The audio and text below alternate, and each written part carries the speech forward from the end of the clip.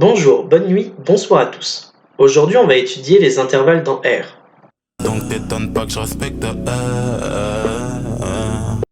Donc, les intervalles dans R et comment passer de l'un à l'autre avec l'inéquation et la droite numérique des réels. Tu parles sur moi, y'a R, crache encore, y'a R. Désolé, promis, j'arrête.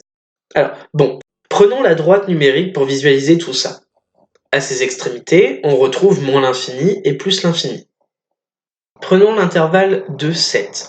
2 et 7 sont mes bornes, je vais les placer sur ma droite numérique. Voyons la méthode. Premièrement, je peux colorier toute la zone comprise entre 2 et 7. Ensuite, je dessine les crochets dans le même sens sur la borne. Donc le crochet qui est au niveau du 2 pour l'intervalle, il est tourné vers le chiffre 2, vers la droite. Donc sur la droite, je le mets vers la droite aussi. Et pareil pour le 7, je mets le crochet exactement dans le même sens. Pour ce qui est de l'inéquation, on a un nombre réel compris entre 2 et 7.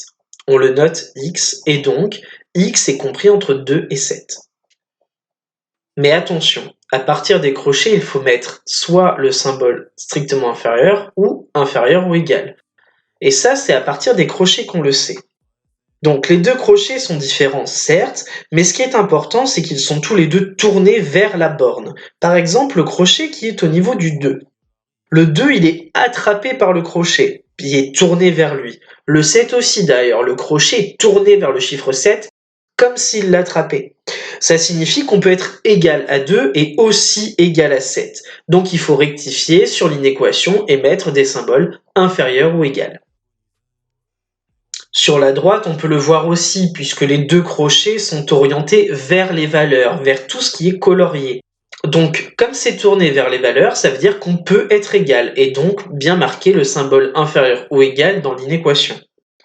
Autre exemple avec l'inéquation x strictement supérieure à moins 5.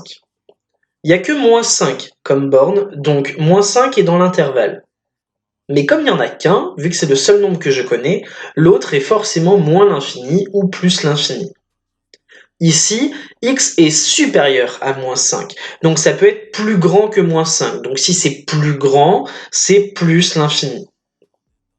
Sur la droite numérique, je peux mettre que moins 5 et je vais colorier de moins 5 vers plus l'infini.